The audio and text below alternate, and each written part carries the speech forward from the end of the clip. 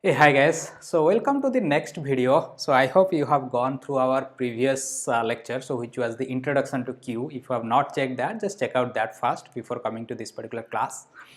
So this particular class we are going to solve one example and we are going to understand each and every aspect of Q. Okay.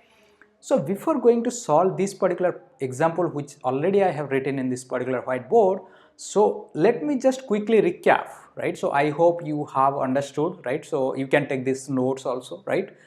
So Q is follows fast in fast out principle, unlike Stark follows LIFO principle. I hope you got that concept. And these are the basic operations that is available in case of Q. We will be understanding each operation little bit in depth while solving this particular example. Let me quickly go through it. Is full operation, right? Is full means check if the Q is full or not. So there is another is empty operation, so which will check that whether the Q is empty or not, right? NQ means insert an element into the queue, right? And you know that whenever it will be inserted at the rear end, right? So that is what the main important thing, right? So it will be rear end, and this is related to the DQ. Add an element to the queue. Maybe you can write queue at the rear end, okay? And DQ means delete an element from the queue, and deletion will happen from the front end. There are two ends associated with a queue. So what is a operation pick, right? So pick means get the value from the front, right? So there are two ends. One is front end. So if I draw like this, so this is my front end, right? Front, and this is my rear, right? Just for basic understanding. So here, like all the element will be deleted. Suppose 10, 20, 30. Insertion will happen at this end, right? If new element is coming, then they should be inserted at this end, right? But if you want to delete, so deletion will happen from this particular thing, right? So because it follows the principle fast in fast out, right? So that is the very important concept, fast in fast out. So that is the principle. This is front end, rear end. Front means deletion, rear means insertion. That's what you need to remember, right? So this is front end. Front means data removal end, right? So you need to remove anything from the front end, okay? And rear means data insertion end, okay? I hope I just given you a quick recap. So let's jump into this particular example and solve, right? So what will be the state? So what is this example? So basically it is given some of the operations. So NQ10, NQ means insert into the queue, NQ20 DQ, then NQ30, then NQ40, then DQ, then NQ, DQ, DQ, right? So this is something is given. So we'll understand how all these operations are being applicable, right, with respect to this particular example, okay? So let's go step by step. So this is very important point. It is given the size of the queue is 3. That is what you need to understand. So let me draw a queue of size 3 and explain you all these steps one by one, right? So let's start creating a queue, right? So initially, and this is very important because this will give you the algorithm, right? So we'll just convert this concept or this example into the algorithm in our next session, and we'll understand what is the time and space complexity of this, right? So that is also important, and then we'll go for the implementation. So let me create a queue of size how much. In this particular example, it is given size is 3. That means my queue can contain how many number of element? 3 number of element, right? So that is what it is possible. 1, 2, 3. So index may be 0, 1, 2. So this is just I am talking with respect to array. But yeah, obviously we can implement this particular queue also using linked list. There is no issue at all, right? But let me solve this using array, okay? So now think about that, right? So if there is no element is there, right? I have not inserted anything, right? So where is the front and rear, right? So there is no element. So that's why front, right? Front and rear equal to -1. Initially they are not pointing to any of the index, right? Because there is no element at this time. Okay, so let me start with NQ, right? So let me start with NQ10, right? So NQ10 means this is very important step. So first time, right? So remember, so front will be changed when if you are doing any removal, that time only front will change, or if you are doing an insertion, then rear will change. But if you are doing an element insertion for the first time, then you need to change both front and rear pointer, and you need to make them to -1 to 0, right? That means the front is pointing to here and rear is also pointing to there, right? So front and rear are 0 index, right? So now the value is going to be 10, right? So this is what the value. Now it contains 10. How much it contains? 10, because this is the step we have completed. So after the step 1, what is the value of front? Front equal to 0. I am just writing F for front, and rear is how much? 0. Okay, so that is what. And the Q contain how much? This is my Q structure, right? Maybe I will draw it here. So this is my Q structure. Okay, front and rear are pointing to here. Okay, so let me go to the step 2. Step 2 is also straightforward, but there is a difference between step 1 and step 2. You need to be very careful. So whenever I do a NQ20, right, step 2 is just NQ20, right? That means I am trying to insert an element into the 20, right? So what will happen? So this time, so since front and rear are here, so you are inserting an element. The insertion will happen at which end? Insertion will happen at only rear end, right? So that's why in this time, except the first situation or first time changes, next time if you are trying to insert, then you will only change the rear pointer, right? We will go for the algorithm coding and all these things, but you should understand with respect to this example. Okay, so that means second time if you are going, right, so this one, only which pointer you are going to change? You are going to change the rear pointer. There is no change in the front pointer, right? Front is still here because you are doing an insertion, right? You are doing a NQ, so that means your front will be, now rear was also here. Now what you will do, you will increment this rear to here, right, 20, and then you will change this point and insert a value. So there are two steps. So one is increment the rear. This is very, very important. So whenever you are doing increment rear, then insert, right?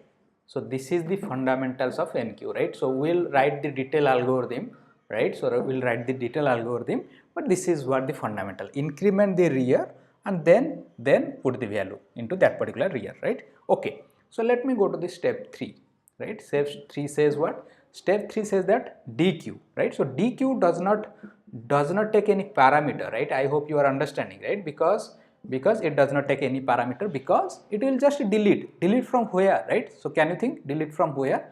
So it needs to delete from the front, because that is what the end, right? Data removal end, right? So front is the end where you need to remove the data. So that means the data will be removed from here, right? So in this particular stage, so front, so okay, let me write front is here 0, rear is 1. Okay, so in this stage, step number 3, if I want to delete, so then what I will do, I will delete this element 10, right? After that I will increment this front, right? So that means next element to be deleted is which element? Suppose this element is deleted now, so 10 will be deleted. So now this is no more. Let me write 20.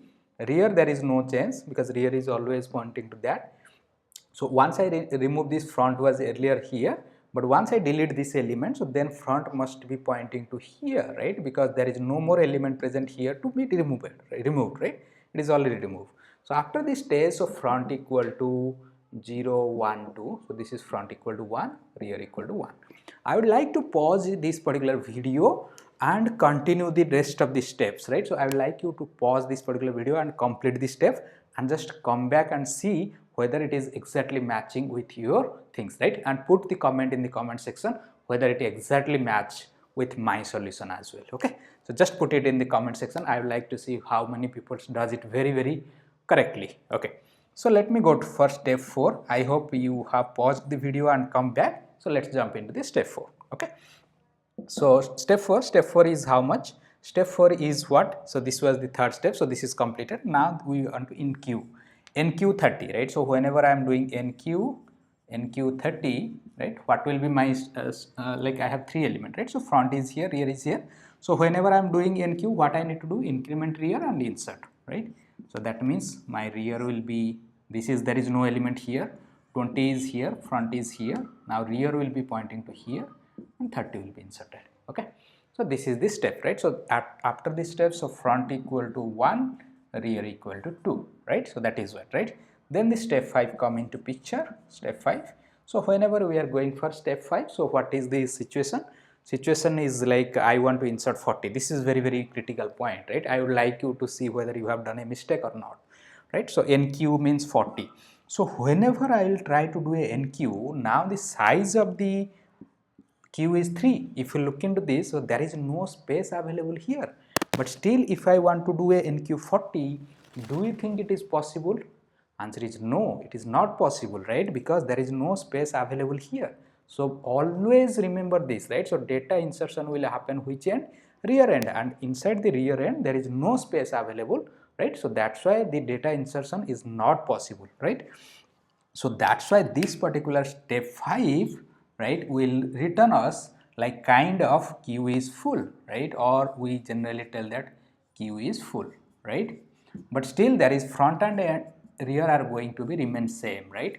After this step, front and rear are going to be in the same state, right? So that is very important, and it will return queue is full. That means one great conclusion we got it, before this was the function, but before writing or incrementing rear, we must check, right, whether q have any particular value or not, q have some space or not. So that way we will check, right? So that's what we'll write the algorithm, but first of all we'll check if q is full, right? So that is what we'll check, right? So is full, then print, maybe print overflow or q is full, and then return, right? So that is what the additional step, right? Because if there is no space available in the queue, how can you return, right? Sorry, how can you insert some element, right? So that is not possible. So that's why it is very important that first of all you will check if it is full. You need to write the logic, obviously. I will write the complete logic of NQ, no need to worry, but try to understand, right? So we'll check is full, then if it is full, then you will print that and return, otherwise increment rear and insert. Okay, let's come back to here, right? So let's come back to here. I'll just erase this because I'll explain you the algorithm very clearly in the next lecture. So we are done with this, right? So we are done with this, but this returned like this, step 5. Let me go to the step 6, right? So let me go to the step 6. Step 6 is what? Step 6 is what? Step 6 is DQ, right? So now I will do a DQ. So whenever I am doing a DQ, so this time front was here, so obviously which element is going to be DQ? Whatever the value present in the front, right? So don't forget, front means delete, rear means insert at that particular end. So I will be deleting from the front end. So after once I delete this element, so how my queue structure will look like, right? So basically this will be empty, this will be empty, this is 30, then front will be incremented. Front is here, rear is here, right? Front is suppose how much? So 2, rear is 2. After this particular step 6, so I hope you have got a clarity that front and rear are 2, right? So right, yeah. So step 7, right? So let me go to the step 7. So step 7 says, so what we need to do, suppose I need to insert 50, right? NQ50, right? So NQ50 again, right? So this is, you might have till now you might have observed, so if I want to insert 50, there is no space at the rear end, right? So this is one of the demerit, right? So like I will just pause it here, right? But I will be discussing what is the demerit of the linear queue. So what is the importance of circular queue in this case, right? So we will not go into details now, but this is one of the demerit of this linear queue. That means, so you are trying to insert 50, but there is no space because you are trying to insert at the rear end. But if you look into, there are actually already some space are available here, right? We could have reutilized this particular space and we can have reused this particular space in order to insert some elements, but we are not doing that because it is a linear queue, and the linear queue says that every insertion will happen at the rear end, right? So this is the drawbacks of the linear queue, right? So then in order to solve this particular drawback, so we will go into the circular queue model, which I am not going to explain in details, but what will happen, so if the rear end is at this particular last, so then you may circular it, right? So like you may point to here. That means you can insert, you can come, rear can come here and you can insert some value. I hope you got the clue, right? I am not going in detail. So what is the demerits of the linear queue, what, and then why we will go for the circular queue. Anyway, so coming back to the question, so NQ50, so we are trying to insert 50 now, but if you look into this, so there is no space available inside this particular queue, right? According to the linear queue, because we are not in circular queue right now, we are in linear queue. We will just check that, okay, whether there is any space available at the rear. So that's why there is no space. So that's why it will return what? Can you tell me? It will return overflow. Obviously, it will return the overflow, or maybe queue is full, right? Queue is full, right? So then let me go to the step 8, right? Step 8 says what? Step 8 says that, okay, so this is done, these are all done. So DQ, now I will do a DQ, right? So once I do a DQ, this is a very important step. I would like you to be focused and see whether you have done this particular step correct or not, right? This is very important step, DQ, right? So DQ, so when I do, why this step is important? Because like see, now we have only one element, right? So if I delete that element, now my queue is going to be empty, right? Definitely my queue is going to be empty. But the question is, so what will be my front pointer and rear pointer, right? So this is very important concept. Okay, so like if you remember when we started our problem, so first time if there is no element is there, so then we incremented both the front and rear and we made it 0, right? Similarly, if there is only a single element is there, you need to remove that element and you need to reinitialize front and rear to -1, right? So this is also one more scenario where the front and rear pointer are going to be changed. So there is only two scenario where both the elements, both the pointers are going to change. Otherwise, if you are doing a insertion, then only rear pointer will change. If you are doing a removal, then only front element will be changed. What are the two situations? If you are inserting an element for first time, then initially both were -1 and you made to 0, right? And if there is only a single element, so since there is no element, so you will make front as -1 and rear as -1 since there is no element. So you are reinitializing to their backstage, right? So that is what you are trying to do. Okay, so now step 9 is pretty straightforward. So there is nothing, right? So step 9. So step 9 is DQ, right? Step 9. So step 9 is DQ. So obviously this queue is empty, and if you will try to delete an element, so there is no element exist, right? Obviously you will return that queue is empty, right? So that means one thing we learned also. So whenever you are trying to write the algorithm for DQ, you first should check whether there is some element is there or not. How can you check? You can check either front is -1 or rear is -1. If that is the case, then you can make out that okay, this queue is empty, right? Because they have not initialized till now, right? So that means definitely this queue is empty. So if it is empty, so then no need to do it. Or if it is not empty, then just remove the element from the front end and just do a front plus plus, right? So this is the algorithm. I have given you the algorithm.